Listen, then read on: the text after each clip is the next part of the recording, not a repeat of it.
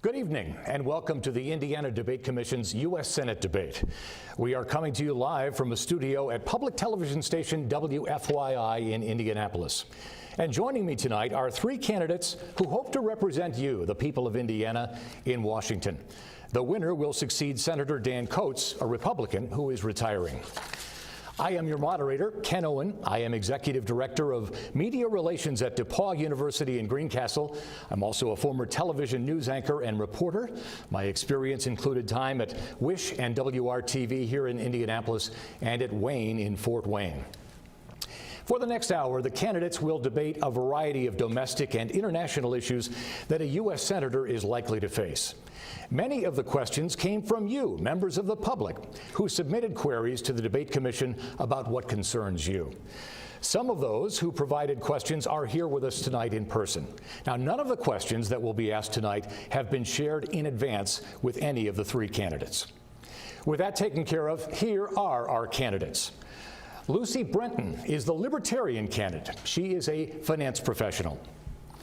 Evan Bayh is the Democratic candidate. He is a former U.S. Senator and the former governor of Indiana.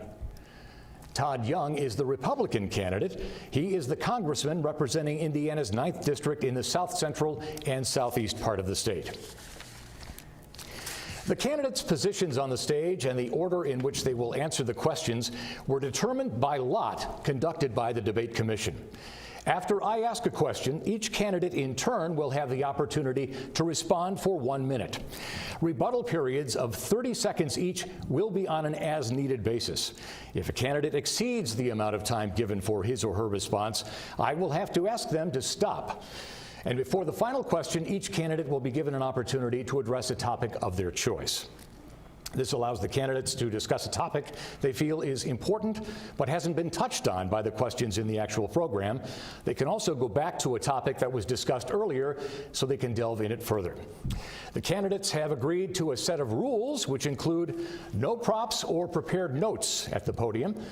At this time, the candidates will have the opportunity to further introduce themselves.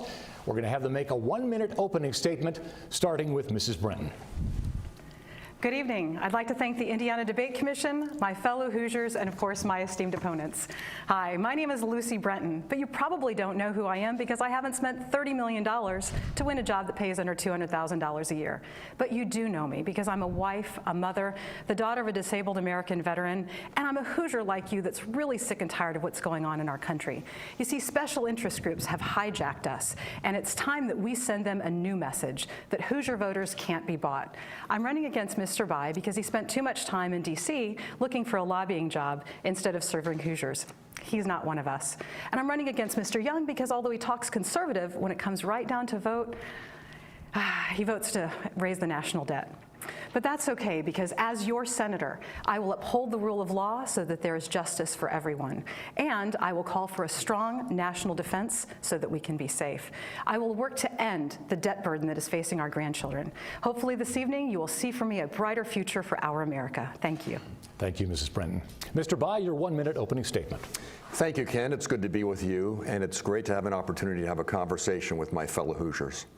I'm pleased to be joined tonight by my wife of 31 years, Susan. Sweetheart, I love you. Now, I know we're going to hear a lot of negative attacks during the course of this evening from Congressman Young, and I'm looking forward to answering those attacks. But first, I want to tell you why I'm running and what together we can do to solve your problems, because that's what this election should really be all about. I'm running to help small businesses get the capital they need to expand and create jobs.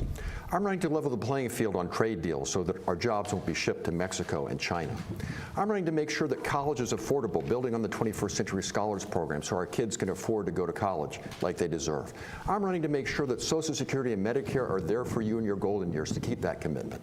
I will work with Republicans, Democrats, and Libertarians to make progress for you.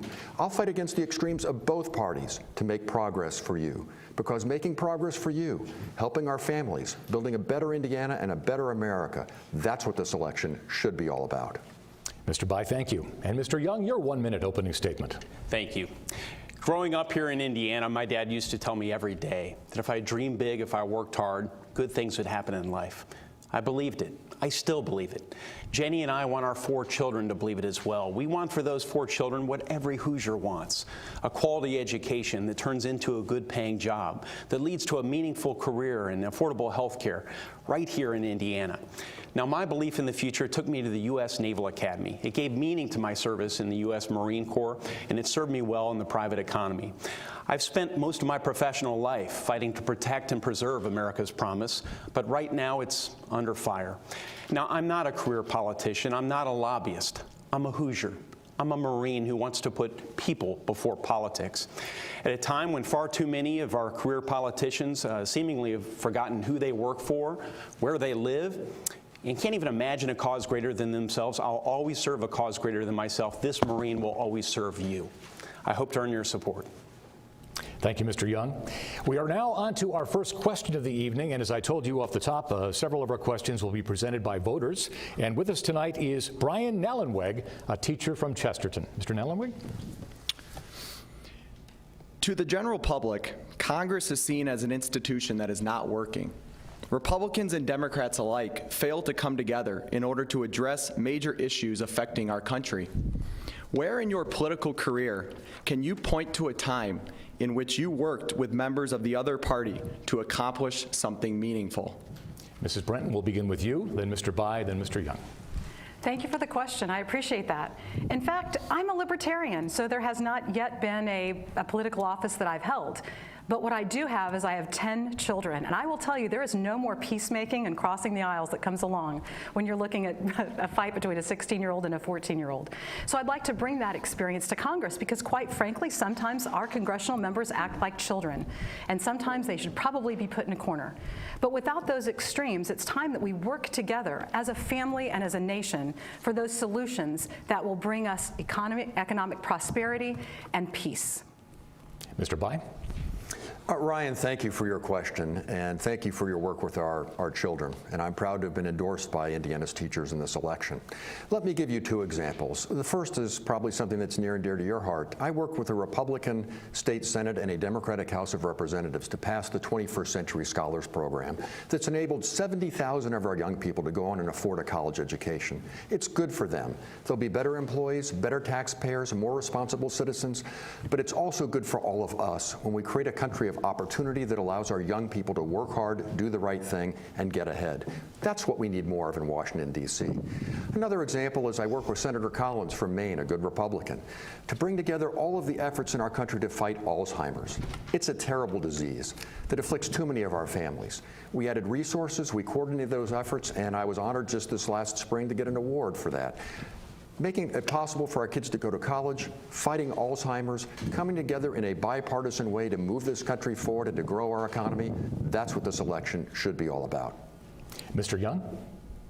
Thank you for the question. Hoosiers are tired of the empty rhetoric. Throughout my very short political life, I've been able to work across the aisle to get consequential things done. One example would be repealing the 30-hour provision in Obamacare and restoring the 40-hour work week. This is a provision in Obamacare that has put at risk the jobs, hours, and wages of 2.6 million American workers. I've been very proud to get that passed out of the House of Representatives, and I hope to continue to fight for it as your next United States Senator. But you know, it's unfortunate that we have this provision to deal with in the first place. Obamacare never needed to be passed. Hoosiers pleaded with Evan Bayh to vote against Obamacare, but he ignored their wishes. He instead decided, as a D.C. insider, to listen to political interests in Washington, D.C. He listened to his party bosses. I'm a Hoosier Marine. I'll always fight for Hoosier values and do whatever is in Hoosiers' best interest, not the interest of party leaders in Washington, D.C. Mr. Young? Mr. Bayh, would you like to rebut that? Well, yes, of course I would. I actually agree with Congressman Young. We should extend the definition of the work week from 30 hours to 40 hours. I also think we should expand the definition of a small business from 50 to 100 to make it easier on small businesses. But Congressman Young wants to take us back to the days where the insurance companies have unlimited profits. He wants to take 350,000 of our fellow Hoosiers' health insurance away from them. He wants to reopen the donut hole, costing our seniors more than $1,400 a year in additional prescription drug costs. We don't want to go back to those days, and I'll fight to make sure that we don't. Mrs. Brenton is waiting. I'll let you in a I was minute. invoked. All right, thank you, sir. Yeah, and you are, and you can go after me. Thank you. Yes. You know what I really am stymied about is the interference in the natural relationship between an employer and an employee. It's not up to government to decide whether 30 hours or 40 hours is an appropriate work week. It's up to the employee and the employer to negotiate that between themselves. If we can get rid of the government interventionism, then perhaps we can go back to a time when people actually matter. In fact, in World War II, the only reason we came up with these insurance benefits is because there were price and wage controls that prevented us from paying workers what they were worth, and so we came up with the insurance scheme in order to give them money. Mr. Young has promised your chance to respond. Evan Bayh just defended Obamacare. Hoosiers find Obamacare highly unpopular, and they do because it's a real job killer. It's the largest tax increase in American history, and it was imposed by Evan Bayh despite the wishes of Hoosiers. It was imposed during the worst possible moment during our recovery. It's no wonder we're not growing more jobs in this country. 21 new taxes in Obamacare, most of which fall on middle-class families. Middle-class Hoosier families. Healthcare costs continue to go up. This is a bad law. We need to start over in a bipartisan way. This is our first question. I'm going to give you 15 seconds each because I see Mr. Bayh wants to weigh in on this again. Well, 15 seconds. We need to fix the parts of the law that need to be fixed, but Congressman Young wants to take us back to the days when insurance companies could charge women more for their insurance just because they happen to be female. That's not right. He wants to deny health care coverage for 350,000 of our fellow citizens. Governor Pence and I think that shouldn't be done. And he also wants to go back to the days when insurance companies could cancel your policy just because you got sick. I don't think that's a step in the right direction. Mr. Young, and then Ms. Brenton. These are clearly D.C. politician talking points. They bear no resemblance to the reality. What I want to do is work together, Republicans, Democrats, ground up. I want to consult with Hoosiers about the sort of health care program they want to bring down costs, expand access to care to all Americans. Evan Bayh wants to maintain Obamacare and a law that cannot be sustained and is causing way too much harm. Mrs. Brenton. Why are we bickering about what a person should be forced to do? The fact of the matter is Americans deserve to be free. They deserve to be free from the government regulation that comes along with a forced insurance scam. And now a question submitted by a voter to the Debate Commission. We received several questions regarding climate change. Some, as you know, argue that human activities play a key role in climate change, and then others, as you know, say the very notion of climate change is a myth. Where do you stand in the spectrum, and how should the U.S. prioritize its energy sources? Mr. Bayh. Well, I think climate change is real. The question is, what should we do about it? And I think we should do several things. First, we should emphasize renewables like wind and solar, which are expanding across Indiana. That's a good thing.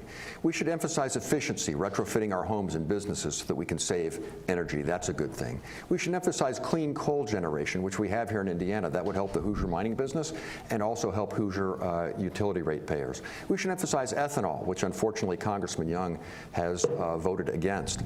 But I don't think we should have the cap and trade system, and I don't agree with the Clean Power Plan. That's something that I disagree with Mrs. Clinton on. I think those things would be harmful to Hoosier consumers. So let's go about this the right way.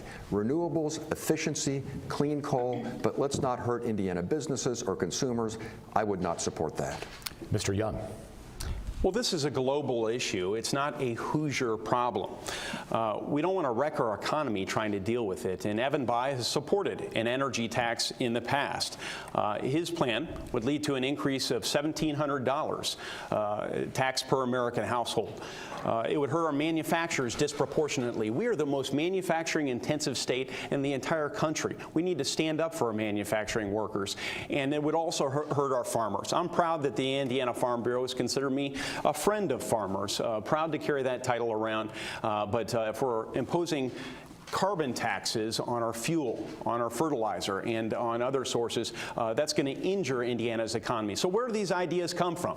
They certainly don't come from Hoosiers themselves. They come from party leaders in Washington, D.C., and special interests like the one that Evan Bayh now works for as a lobbyist and that has enriched him and his family to the tune of millions of dollars. Mrs. Brenton? Thank you.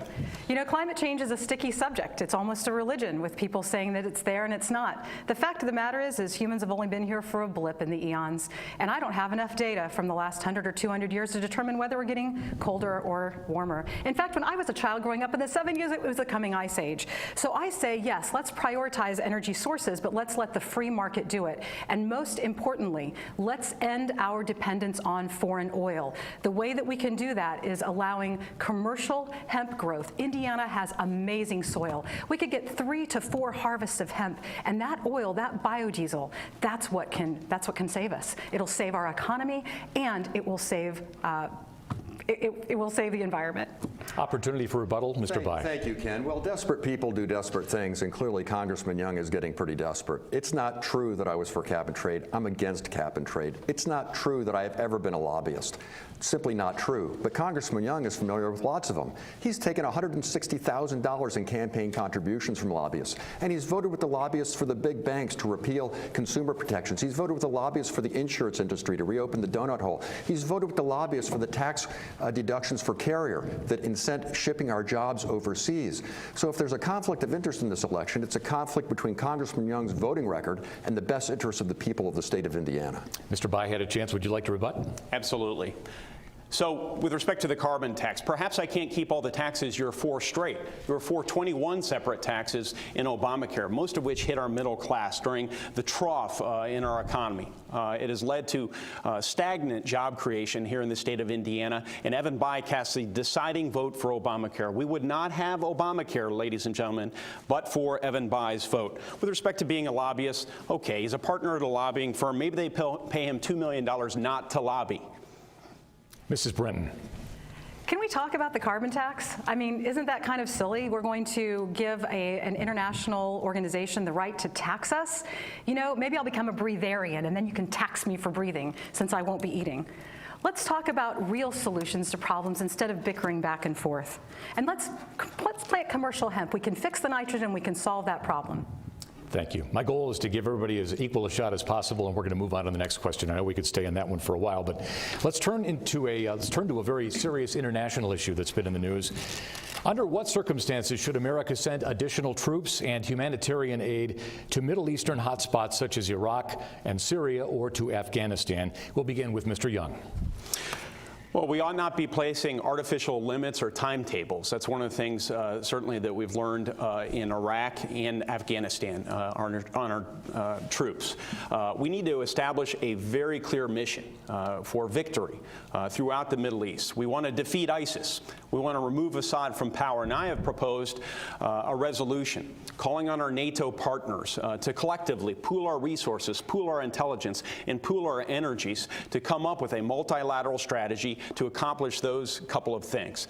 Now, I can imagine that some of the components to a strategy will involve flying more sorties, loosening the rules of engagement so that we can kill more of the terrorists on the ground, and establishing safe zones to address this humanitarian crisis on the ground rather than leading to a refugee crisis both in Europe and here in the United States. None of this will be accomplished if we continue the Obama-Clinton lead from behind foreign policy. I'm a Marine Corps intelligence officer. I will be vigilant against whomever our next president of the United States is, making sure they have a very clear policy and the U.S. stays engaged in the world. Thank you. Mrs. Brenton.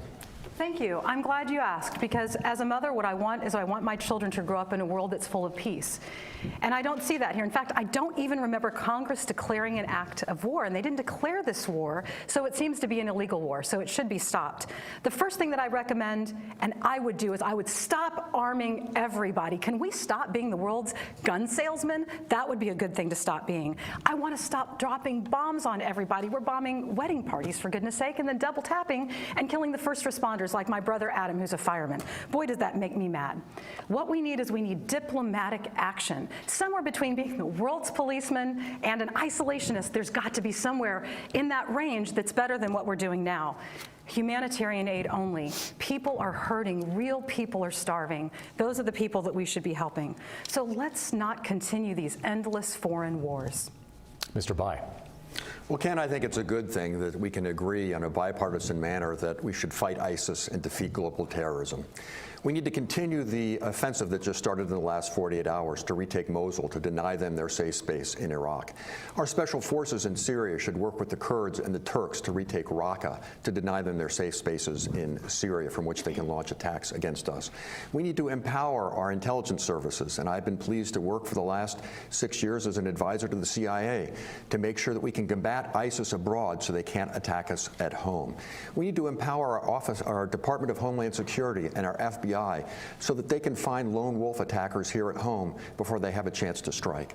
But most of all, what we need to do to combat the scourge of global terrorism is to win the war of ideas. Because simply put, we are better than our adversaries. We stand for freedom. They stand for despotism. We stand for the right to worship God, to elect our officials, and to speak our minds as we see fit. And I think if we stand for those things and those principles, then in the long run we will triumph over our adversaries who stand for beheadings and terrorism. Are we okay to move on to the next question? I saw a couple of people fidget. Yes, please. Mrs. Brenton, go ahead. Yeah, She actually moved first. I would love to rebut if that's okay. Please. You know, that was really impressive, Mr. Bayh. I'm always shocked when people are talking about, you know, this faction and that faction, but the faction we're arming today is the one that tomorrow is going to turn around and point their guns, the ones that we gave them, at our troops. And our sons and daughters are dying, and that's just not right. So it's time to stop the killing. Mr. Young. To remind people, I have real-world experience here. I haven't just sat in committee hearings and in committee rooms and monitored this situation. I actually understand what a Marine on the ground goes through. I understand. I've seen generals and admirals wrestle with difficult decisions, so I add value in this area. Evan Bayh sat on the Senate Armed Services Committee, but he skipped multiple hearings, and during his last year in office, he spent 60 days shopping for a job as a lobbyist, as opposed to being vigilant in this war on terror. Mr. Bayh. Ken, I've always been strong in the war on terror, and I'm proud to say that I've always supported our troops. Congressman Young, on the other hand, has voted repeatedly against our veterans. He's voted to cut funding for PTSD sufferers. He's voted to cut funding for suicide prevention. He's voted to cut funding for the VA healthcare system. He's voted to cut funding for reintegration of our vets so they can get jobs. So it's surprising to me that someone like Congressman Young would talk tough here on the stage and repeatedly vote against our vets. I will stand with our vets.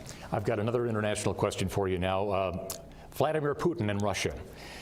Russia has become increasingly active internationally in the past few years. Do you see Russia as a potential ally in the war on terrorism that needs to be courted by the U.S., or as a potential aggressor and enemy that needs to be confronted? Mrs. Brenton, you're first.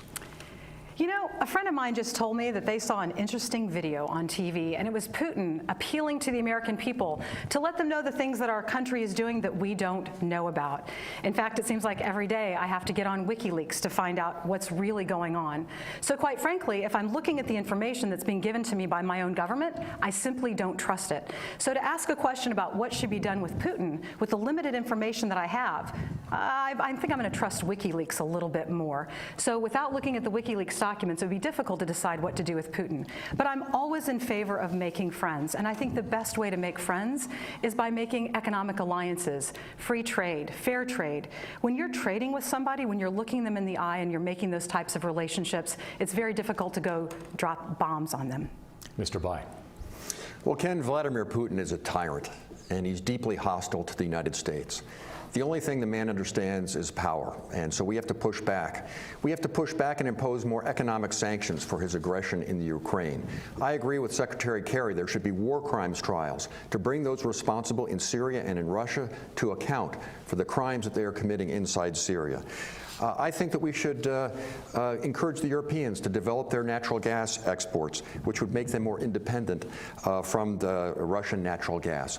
But above all, we need to work with our allies to make sure that Vladimir Putin knows that we will stand strong and united against an aggressive Russia. Make no mistake. Oh, and the final thing, Ken, these reports that Russia is seeking to meddle in our domestic elections, this is deeply disturbing. There should be a consequence for that. We should take cyber actions against the financial interests of those in charge in Moscow. We cannot let the Russians commit crimes in Syria, Iraq, or meddle in our elections. Mr. Young. This is clearly why we need a change. We need a change with respect to our lead from behind Obama-Clinton foreign policy. It's inviting aggression from dictators like Vladimir Putin, and he's not done. It's the Ukraine, it's the Crimea, it's Syria. The Baltic states certainly are now being threatened. So this is a object lesson in why we cannot lead from behind. We have to stay engaged in the world. It's something I learned at the Naval Academy. It's something I learned in the U.S. Marine Corps. Only strong nations can consistently form alliances, deter aggression, and when necessary, win wars, though we have to be very careful about where and when we engage. I support further sanctions. I support working together multilaterally with our allies and partners in various regions around the world wherever possible, pooling our resources. We need some people with on-the-ground experience, not just people, professional politicians who have sat in committee hearings or D.C. lobbyists like Evan Bayh. Mrs. Brenton wishes to rebut. Yes, thank you. You know, I wish we'd just stop talking about dropping bombs. I was born in 1971, and yet we've been at war my entire life. This is unacceptable. You've got Putin, who was the KGB, but George Sr., he was CIA. So what do we have? We have a whole bunch of spooks running our country. I think it's time we have a real person running their country, like maybe a mom. And as far as the elections go, everybody knows that GEMS, G-E-M-S, and Diebold can actually control and thwart our elections. Look that up on Google, G-E-M-S, Diebold. Would anybody else like to weigh in? We're going to move on to our next voter question in the studio. As I mentioned, we have several voters with us here tonight. The next question will be asked by Alexa Griffith, a parent from Noblesville, and she is here with us in the studio. Thank you. What do you think needs to be done, if anything, to make it more difficult for dangerous people to get their hands on guns in Indiana? And will you work to require background checks on all gun sales? We'll begin with Mr. Bayh. Alexis, thank you for your question. It's a good one. Well, let me begin by saying I support the Second Amendment. I think our sportsmen, our hunters, and people who seek security in their own homes have a right to own firearms. I believe that. But I also think it's deeply wrong for those who've been identified as terrorists, known terrorists who are deemed to be so dangerous that they can't even get on an airplane. I don't think that we should be selling guns to them. And I also agree with the gist of your question that violent felons, people who have actually been convicted in a court of law of committing acts of violence and felonies, we should have background checks to make sure that they don't have access to firearms. So we need to strike the right balance here. Yes, protect the right, the Second Amendment right to own firearms. That's something I believe in very strongly. But don't let people who have been terrorists get their hands on weapons. That's something Congressman Young has voted repeatedly. For those who are on the actually no-fly list, we won't let them on airplanes. But he wants them to have guns. I just think that doesn't make sense. Mr. Young, the floor is yours. Well, Hoosiers can count on me to protect their gun rights, most certainly. It's enshrined in our Constitution. Our Supreme Court has been quite clear. But you know, every right has its limitations, and we should ensure that no one who is mentally ill gets access to a firearm. I've worked very hard in Congress supporting legislation to divert funding from other programs into those programs that are evidence-based and will keep a mental illness from becoming a public safety crisis. I've supported funding for more psychiatric beds to care for those who actually need help so that they too don't get access to firearms. So that's one bipartisan constructive thing we can do. One of the things I won't do, and one of the things at stake right here in this election, is not just control the United States Senate, but conceivably control the U.S. Supreme Court. Every time Evan Bayh's had a chance, he's voted for President Obama's nominees for the U.S. Supreme Court. He's voted against President Bush's more conservative nominees who ground their decisions in the actual text of the Constitution as opposed to legislating from the bench. Your gun rights will be jeopardized should Evan Bayh become the next U.S. Senator for Indiana. Mrs. Brenton. Thank you. Your gun rights are safe for me. I'm a strict constitutionalist and a constructionist. And one thing that I've learned is I don't just support the Second Amendment, I live it. I have a carry license here in Indiana. And it kind of bugs me for Mr. Young to say that every right has its limitations. You know, if somebody hasn't done anything wrong, then why are we preemptively charging them with a thought crime as if they can't do something? Our rights are given to us, and they're natural. They're given by our Creator. They should not be limited in that way. Now, as far as a no-fly zone airplane watch list, are you kidding me? I mean, my goodness, we are the epitome of political punishment. So many people, even Cat Stevens, the pacifist, was on a no-fly list. We wouldn't give him a gun. I'll tell you who I'm in favor of for background checks. The people that we're arming overseas, who end up with those guns that we sell them, $110 billion worth, that are now pointed right back at your moms, your dads, and people serving in the military. It's time to put them on the list and stop selling guns abroad. We should not be the world's largest arms dealer. Mr. Bayh wishes to rebut.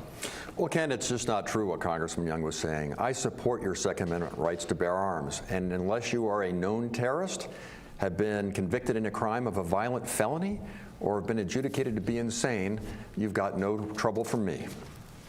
Mr. Young, would you like to weigh in? I proudly bear an A+ rating from the NRA, but the NRA and so many other responsible stakeholders will indicate that the tragedies that occur in my wife's hometown of Paoli, Indiana, our current home of Bloomington, Indiana, those that have occurred right here in Indianapolis, Indiana, and other large cities across the state are completely unacceptable, and so many of those are committed by people who are mentally ill. We ought not be providing firearms to the mentally ill. I will be a constructive bipartisan voice in Congress and make sure we actually get things done on this front. Mrs. Brenton, your opportunity. Every time I bought a handgun, I passed a background check. And it was easy for me because I don't have any of those problems. But I'll tell you, we need to have a real discussion about mental illness in this country, because if you look at every single one of the school shooters, they were all on SSRIs. They were on Paxil, Prozac, Zoloft. The real problem in this country is pharmaceuticals that are harming people's brains and causing them to commit these acts of atrocity. Eli Lilly is famous for this with Prozac, if I can pick on them for just a minute, and creating settlements with the families of those homicides and suicides. On to a domestic question. Social Security. Is action needed to update the program so it's financially sound and provides adequate income for current and future generations? And if you say yes to that question, what would you do if elected? Mr. Young, you're first. I'm so happy to have this question. Let me be very, very clear. We must keep our promise to all of our seniors. This is an earned benefit that our senior citizens pay into. So what I have proposed is absolutely no changes whatsoever for our current seniors and those approaching retirement, say 55 or older. But the program, according to President Obama's own actuaries, is unsustainable after 18 years. That means there's not enough money coming in payroll taxes to pay out all the benefits. So, you know, I'm in my early 40s. I'm prepared to work another couple of months to make this program sustainable. My record is different than Evan Bayh's. He's voted 4 times to increase taxes on Social Security benefits. He's voted to give Social Security benefits, your earned benefits, to illegal immigrants. He's also, to throw one more thing in there, he voted for Obamacare. We wouldn't have it except for Evan Bayh, and Obamacare cuts $700 billion from the Medicare program that is so important to our seniors. If you want someone who will fight for Hoosier values, vote for a Hoosier Marine who's connected to the state, as opposed to a D.C. lobbyist who will listen to his party leaders when he casts these decisions, so that they can help grow big government by using your Social Security dollars. Mrs. Brenton. I haven't thanked you yet for your service, Mr. Young. I do want to thank you for your service in the Marine Corps. I really appreciate it, and I don't mean any disrespect by this. Privilege. But I have been in the Mom Corps for 25 years, and what I teach my children is to speak the truth. And the first truth that we must speak is that when you run out of money, you stop digging a hole and you stop spending. You know, Mr. Young has been criticized for calling Social Security a Ponzi scheme, but he's speaking the truth when he says it.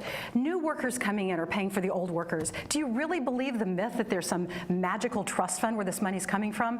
No, you can't, because we've been stolen from by inflation and by deflation. You see, in 1913, we got the Federal Reserve Act. It ended our opportunity to have an honest money system. Because we don't have an honest money system, the box of groceries that cost you a single dollar bill in 1913 takes $20. And until we get back to an honest money system, we can't fix Social Security or anything else for that matter. We're going to move on to the next segment of our program. Please, I didn't see you. Well, thank you. Well, Congressman Young has told so many whoppers here tonight, it's hard to keep track. It's not true that I voted to increase taxes on Social Security benefits. Just not true. It's not true that I voted to give Social Security benefits to illegal immigrants. That's been fact-checked multiple times and been determined to just be flat-out false. He talks about the $700 billion. Those were profits for the insurance industry. Profits for the insurance industry. You know, he's voted repeatedly. He wants to privatize Social Security, turned it over to Wall Street. He actually called Medicare, quote, welfare. Welfare. We painted that system. It's not welfare. We shouldn't balance the budget or the Social Security situation on the backs of our seniors. He's voted to increase their premiums an average of $6,000 a year. Now, how are Hoosier seniors going to make ends meet doing that? He's voted to reopen the donut hole. $1,400 a year for our seniors more in prescription drug costs. That's just not right. So let's grapple with the problem of Social Security and Medicare, but let's not balance it on the backs of Hoosier seniors by making their lives more difficult. Mr. Young, your opportunity. These are the words of a D.C. politician, a career politician, spewing out talking points with very little veracity. He spent 30 years in public life. He's had his opportunity to help make Social Security sustainable for my generation, for my 4 young children, and I want to keep it around. He hasn't done anything. He passed 2 bills in 12 years as a United States Senator, not known as a highly prolific professional here. You know, he's all talk. He spent our money. He spent our Social Security money on everything but Social Security, stimulus, Obamacare, things that Hoosiers don't want. That's the record of a D.C. insider, not a Hoosier Marine that will fight for your values. I'm going to let Mrs. Brenton respond because you wanted to. Then he mentioned your record. You get a chance, Mr. Bayh. You know, what we're talking about here is the fact that there were people that were put into a Ponzi scheme. They are victims, no less than Bernie Madoff. My own father received Social Security, and he is a victim having paid into it just like anyone else. But when you have something that's wrong, you don't continue doing what's wrong. You man up and you do what's right. And what's right is to pay off the people who are in the Social Security system now until their benefits run out, and then sunset that program. Don't enslave my grandchildren for you. Mr. Bayh, a brief rebuttal. Sure, Ken. Last time I checked, Congressman Young is in Congress. So if you don't like Congress, then maybe you shouldn't vote for Congressman Young. But he mentioned my record and all the terrible things he alleges I've done. Well, let me tell you, I was proud to work with Dick Lugar to help the auto industry, saving 100,000 auto jobs across the state. Congressman Young said, let them go belly up. We don't do that to our fellow Hoosiers. I'm going to fight to end the tax loophole that promotes shipping our jobs overseas from companies like Carrier. Congressman Young has voted repeatedly for that tax cut for businesses to ship our jobs to Mexico and China. That's not the kind of representation we need in the United States Senate. We're going to move forward now, folks. We've come to the segment in which the candidates can speak on a topic of their choice. We're going to arrange it so that the candidate who went last time, which is Mr. Bayh, will go first this time and talk for up to 1 minute. I've had to scribble my notes here because we've been moving around. Mrs. Brenton will go with a follow-up on that same topic for a maximum of 2 minutes, and then Mr. Young will have 2 minutes. If you're keeping score at home and your scorecard's still clean, you're doing better than I am. And then we'll close out that topic with up to 1 minute of rebuttal, and I've got to keep this straight. The other 2 candidates will then have the same opportunity to speak on a topic of their choice following the rotation I just attempted to describe. So, as I promised, Mr. Bayh, the floor is yours with a topic of your choice. Well, thank you, Ken. I'd like to talk about growing our economy, and I'd like to talk about trade. My top priority is expanding Hoosier business, creating good jobs, and helping wages rise. We've got to have a level playing field when it comes to trade in order to get that job done. And all too often, that's just not the case. I visited recently with the Edsel Company up in Lake County. They just lost a contract because China is illegally importing into our country products at below the cost of production. That's got to stop. I was at a Dow AgroScience here in Indianapolis not long ago. They can't even export their products into China because of illegal trade barriers. I've talked to too many Hoosier businesses that are losing jobs and losing business because of illegal currency manipulation or intellectual property theft. Those kind of things have to stop. And what also has to stop is the tax deduction for companies like Carrier that ship our jobs overseas. It's not right. I met with those workers recently, TJ and the others. They're losing everything. How does Congressman Young explain that he wants to keep that tax break for shipping their jobs to Mexico at a time when they're trying to make ends meet? It's just not right. Mrs. Brenton, you now have up to 2 minutes to talk about trade. Thank you. You know, it's so hard to listen to people banter back and forth because what they're really saying is, how can I, once I'm in Congress, slice off a little bit of a pie for my constituents? When you've spent $30 million on a race, those people expect a return on their investment. I mean, literally, I sat down and I thought about it. I'd spent less than $3,000 on this race so far. So for every $1,000 bill that my opponents have dumped into this to make sure that their corporate cronies get the free trade or managed trade that they want, I've spent a copper penny. a $1,000 bill versus a copper penny. If you want efficiency in government, then you should look to somebody from the Mom Corps who's actually had to balance a budget, who couldn't go off and do deficit spending. You know, you want to talk about illegal currency manipulation? We're just mad because BRIC got together, Brazil, Russia, India, and China, to go around us in our petrodollar status. Maybe you don't know it, but when people are buying oil, we're making money off of it, unless our, sometimes ally China is off doing their own thing. You really don't know what's going on until you do a little bit of research. So what I'd like for you to do is I'd like you to, as Americans, to think about where our monetary system has been. The reason our economy stagnates, the reason we have a bubble and then a bust, is because we don't have an honest money system. The very foundation of our economy is rotten. And the one thing that I learned from flipping houses is that you have to have a strong foundation. Anything that you put on top of that, window dressing, smiling senators, it doesn't matter. Because if your foundation is corrupt, and I must tell you, our foundation is corrupt, you've got that. You want business to flood into this country? Set the corporate income tax to 0. Give corporations certainty about our tax laws. That's how you stimulate an economy. They will come in droves, it will level the playing field, and then make sure that you hold them to strict accountability so that they don't pollute. Thank you. Mr. Young, up to 2 minutes on trade and jobs. Sure. I support good trade deals. Trade is indeed about jobs. I support those that actually create jobs. I oppose deals that do the opposite, that will destroy our jobs and lead to lower household incomes. And when it comes to existing trade deals, I think we need to revisit those that are no longer working, work with our partners to make sure that those now work for Hoosiers. We need to strongly enforce existing trade deals. But one of the things that I will never do, and Evan Bayh did do, is vote to unleash a flood of outsourcing to China. A flood of outsourcing to China. That's not consistent with Hoosier values, so I'm wondering where Evan might have heard it.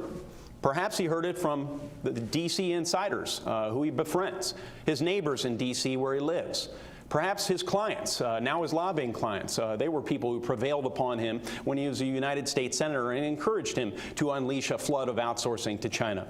I don't know, but there are other things we need to grow our economy as well. We need to simplify our tax code. We need to stop overtaxing made in America products where we effectively double tax our manufacturing goods. We have a proposal, I've thrown myself into a tax reform effort. We have a proposal to do just that. I think we need to simplify our code for our small businesses so that they're not disadvantaged as compared to our large corporations who bear so much influence in Washington, D.C. I think most of our individual payers should be able to file on the size of a postcard, and let's create a new lower small business rate, because 2 out of every 3 jobs is created by small businesses. But perhaps the most important thing we can do is to remove the largest tax increase in American history. It's Obamacare. And we wouldn't have Obamacare if Evan Bayh didn't cast a deciding vote against the interest of Hoosiers and in a very partisan way. He didn't invite Republican ideas in. There were no Republicans that supported this legislation. So we can hold Evan Bayh accountable in this election for his deciding vote for Obamacare, which is hurting jobs so much. It's a millstone around our economy. And Mrs. Brenton, now we're to the second phase of our Lincoln-Douglas debate style. If you would give us 2 minutes on a topic of your choice, and we'll go round robin again. Thanks so much. I really appreciate that. I'll tell you what, I've grown up in Indiana. I'm a native Hoosier. I graduated from Northwest High School on the west side, but I went to Broad Ripple High School for ballet. So I've been all around the city, and I've planted my roots here, and I've stayed here. There's one thing, though, that has really always caught my heart, and that's our farmers. Our farmers need economic prosperity, and they need it without dumping tons and tons of chemicals into our soil. In fact, what I would say is if our farmers want a cash crop, and I mean a cash crop, commercial hemp is the way to go. You can make a rope with it. In fact, may I submit to you that it would end our dependence on foreign oil, and that's the very reason we're not growing it right now, because these 2 gentlemen to my left are paid for and receive money from the oil industry. If you could only look at opensecrets.org, you would see exactly where their money comes from and know that they're here to do a job for the people that have paid them, and that's why you're denied commercial hemp. Mr. Young, following the rotation I described, you are next in this. Indiana is a farm state, and we require a strong farm economy. And I've consistently voted for a farm bill that gives our farm communities, our farm operations, the sort of resources they need. That includes crop insurance, so that the exigencies of the weather and so forth can be controlled. We need to make sure that we tackle big regulations coming out of the Environmental Protection Agency. We've seen an uptick of those in the Obama administration, and Hillary Clinton, she promises to double down. Evan Bayh voted with Hillary Clinton 85% of the time when the two of them were in the United States Senate. We can expect him to rubber stamp her policy agenda. She's now helping to fund his campaign. There are other things we can do to help our farmers. When it comes to reforming our tax code, we need to eliminate the death tax. Death should not be a taxable event. Evan Bayh has consistently voted against repealing the death tax. He's even voted against exemptions for our family farms here in the state of Indiana, thus adversely impacting multi-generational farms and preventing people from passing their farms on to the next generation. But perhaps the best thing we can do to make sure that farming interests are recognized and we advance the interests of farming communities is we can grow the economy faster. That gets back to regulatory reform. I've offered the signature regulatory reform effort of the entire Congress. It's called the REINS Act. It requires every major regulation, whether it's the Waters of the United States regulation coming out of our EPA or Obamacare regulations or IRS regulations, they'd have to come before Congress for an up or down vote. We, of course, need tax reform, and I've discussed that. But most importantly, I'll put a very fine point on this, we have to repeal the largest tax increase in American history, which is Obamacare. Evan Bayh gave us Obamacare. Hoosiers didn't ask for it. In fact, they pleaded with Evan Bayh not to vote for it. He listened to D.C. special interests, who he later worked for. He did not listen to Hoosiers. I'm a Hoosier Marine. I will always fight for your interest, for your rights, and for your values. Candidates, there's probably a good reason I'm a former TV newscaster. The debate format, as I described it, was 2-1-1-1, and I missed the one on the back end of the first question. So, Mr. Bayh, I'm going to allow you to go back and talk about trade, again, wrapping up your comments, and then you can respond to the farm question. My apologies for losing sight of That's this. okay, Ken. So I get 1 minute here? You do indeed. Wow, lucky me. Well, you notice that Congressman Young never explained to TJ and those poor workers at Carrier why he's voted repeatedly for the tax deduction that is shipping their jobs to Mexico. For our viewers at home who don't know this, companies like Carrier actually get to deduct the cost of shipping our jobs abroad from their U.S. taxes. And Congressman Young thinks that's just fine. Well, it's not just fine. That's something I'm going to fight to change. He also mentioned trade agreements. Well, I voted against CAFTA. He was for the TPP until he had a deathbed conversion in the last couple of weeks.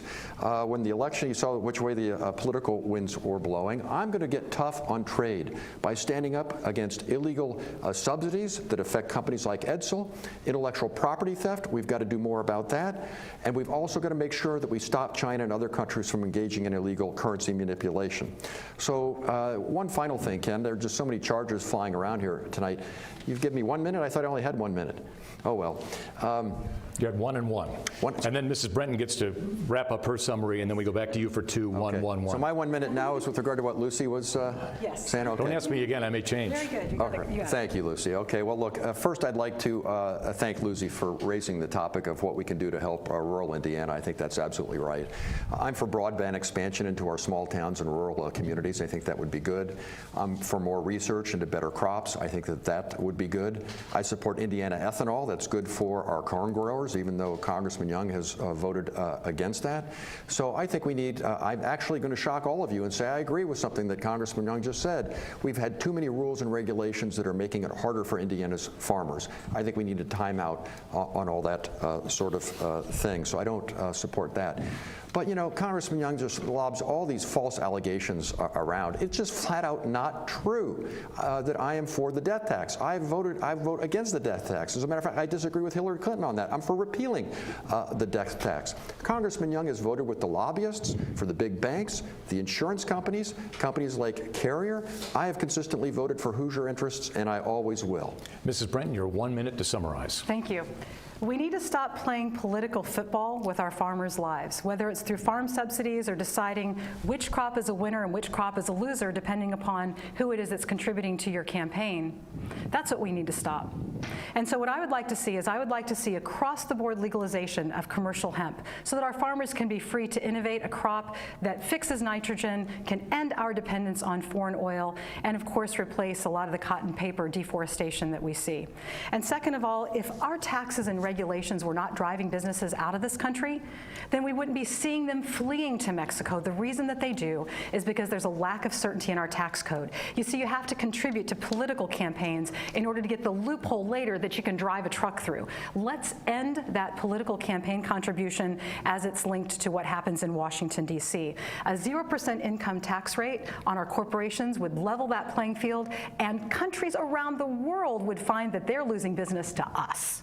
Mr. Young, your 2-minute topic. Well, thank you so much. Obamacare has been an absolute job killer. It's been a disaster for this economy, and it's hurt so many Americans. You know, premiums are going up so high, up to 41% here in the state of Indiana. Deductibles are so high, even if people have insurance through Obamacare, it's so frequent that they can't use insurance. 200,000 people have had their policies canceled. This is the largest tax increase in American history, and it's really a millstone around our economy. But you know, perhaps you need to spend a little more time in Indiana, as I have, to see the real impact of Obamacare. You know, I think of Tara up in Mishawaka. I think of Lori in Lebanon. Lori's she is a waitress. Her husband is a truck driver who has had some health problems. He can no longer drive his truck. Their Obamacare premium was $26 a month originally. They thought, hey, great deal. Then it was $343 a month the next year. Most recently, it's been $1,100 a month. They are taking the penalty. They no longer have insurance. There's a real human cost to Evan Bayh's deciding vote for Obamacare right here in Indiana. So we have to repeal it and replace it with a bipartisan law that works for everyone. Thank you. Mr. Bayh, you have a minute. Well, there's a real human cost to what Congressman Young wants to do. He wants to take insurance away from 350,000 of our fellow Hoosiers. This is something that Governor Pence did that I agree with, that Congressman Young wants to undo. That would not only be bad for those people because they will no longer have health care, that's going to mean that their costs of being cared for will be shifted onto all the rest of us, forcing premiums up. There's also a real cost to what human cost to what Congressman Young wants to do, making it possible for insurance companies to charge women more for their health insurance than men, just because they happen to be female. There's also a real human cost to Congressman Young wanting to lift the cap that we put in place on insurance company profits so they can charge you whatever they want. Unlimited profits, unlimited premium increases. That's just not right. There's also a real human cost to our seniors at home. Congressman Young wants to reopen the donut hole, forcing Hoosier seniors, our parents and grandparents, to spend $1,400 a year more on prescription drugs. Those are real people who are being hurt in real ways by what Congress, or will be hurt in real ways if Congressman Young is able to do what he wants to do in the United States Senate. Now, as I said before, what we need to do is fix the parts of the law that need to be fixed and keep those that are working well. We need to help small businesses by increasing the definition of a work week to 40 hours a week. We need to lift the cap on small businesses from 50 to 100 people. We need to help those who are in the individual marketplace have lower costs for their health insurance by having competition across state lines and having more transparency so that you can shop for your services and get the lowest cost option. Those are the kind of things that we need to do, not harm people, not harm seniors, not drive premiums up the way Congressman Young wants to do. Mrs. Brenton, the floor is now yours. Thank you. Mr. Young, Mr. Bayh, you've both spent time in Washington, D.C. So much time, in fact, that I'm afraid it's turned you to the dark side. In fact, what I mean by that is, why are we discussing programs that people are forced to buy? Let the free market work. We're arguing over Obamacare and how much people's premiums increased. Why aren't we discussing why the government is forcing through taxation people to buy a product they don't want or need? I'm a woman. I have birthed 10 beautiful children, 7 girls and 3 boys. You should charge me more because I'm more likely to use you and it might be more expensive. But if the free market were opened, if I could negotiate negotiate with a health care company to have the coverage that I want instead of that forced and shoved down my throat by the government, then instead of having a $15,200 cost for birth number 8 at the hospital, I could have had that $5,000 home birth cost paid for by my health insurance instead. In fact, the only thing that I can say to the American people and to Hoosiers, these are not the senators you're looking for. Mr. Young, you get a chance to wrap up. You know, clearly Evan Bayh has become a creature of Washington. He's left us. He really doesn't get it. This is not just about Obamacare. This is how Evan Bayh handled the situation. He voted against Hoosiers. Hoosiers pleaded with him to vote against this law. It was a partisan law. It didn't invite Republican input or Republican ideas. We've got a lot of good ideas, and the reason we've had a policy war in this country is because there's no consensus on the front end. But that's not it. He then left us with higher health care costs. What did you do, Evan? What did you do, Evan, after that? You took the money and ran. Evan Bayh took the money and ran. He joined a major lobbying firm in Washington, D.C., and he represented clients that needed relief from the very problem he created, from Obamacare. Meanwhile, our premiums skyrocketed. He left us while our doctors were lost. We lost our doctors and specialists. You know, Evan, when we needed a senator most, you left us to work for them in Washington, D.C. You made millions of dollars, and now we can hold you accountable in this election. And we need to hold Evan Bayh accountable. We are now at our final question of the night. I wish I could give you a rebuttal. Evan, we're really literally out of time. Well, he's just flat out wrong in what he just said, and he's voted with the lobbyists and the get special online tonight and read about the down the candidates. line with the banks. With We the have insurance 30 companies. seconds for each of you to answer this basic question, and you start, Mr. Young. Why would voters conclude you would be the best candidate to represent them in Washington? First, Mr. Young. After 8 years of the failed Obama-Clinton policies, which, make no mistake, will resemble the Clinton-Bayh policies, Americans are left with debt, doubt, despair, and a broken health care system. We need more common-sense Hoosier conservatism in Washington, D.C. We need more Indiana and Washington, less Washington and Indiana. I know everyone's tired of career politicians. You may just want a clean house. Some of you may think, I just want to send in the Marines. Well, you can send in one. Let's together put people before politics. I humbly ask for your vote. Mrs. Brenton, your 30 seconds. Thank you. You know, I feel like I need to step away from them a little bit. They're slinging so much mud and I'm wearing a white suit. But let me tell you this. Both of these gentlemen have voted for things where they say businesses were too big to fail and the taxpayers had to bail them out. You know what I say? I say we're too small to drown. Stop bailing out businesses, stop bailing out your cronies, and bail us out instead. Let us keep our taxpayer money in our pocket. You can send in a mom. Mr. Bayh, finally. Well, thank you very much, Ken. And I'm running for the United States Senate to try and help Hoosiers and Hoosier families solve the challenges that they face.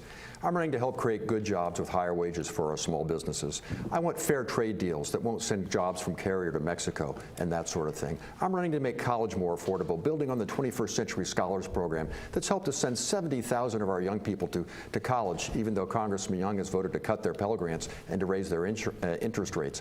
I'm voting to work with Democrats and Republicans and even Libertarians to do what's right to help you, because that's what this election should be all about. Candidates, thank you all for being here tonight. We apologize. We have a hard out for the stations around the state, so we're going to say goodnight. Thanks to all of you for watching and listening around the state. We want to give a special word of appreciation to WFYI for producing and hosting the program tonight, and to the League of Women Voters for helping to keep the time clock, which has been very important. A reminder to all of you out there, you can still submit questions for the candidates in our last gubernatorial debate. It's set for October 25th at the University of Southern Indiana in Evansville. You can do that by going to the Debate Commission's website. It's indianadebatecommission.com. I'm Ken Owen. On behalf of the Indiana Debate Commission, from all of us here, have a great night.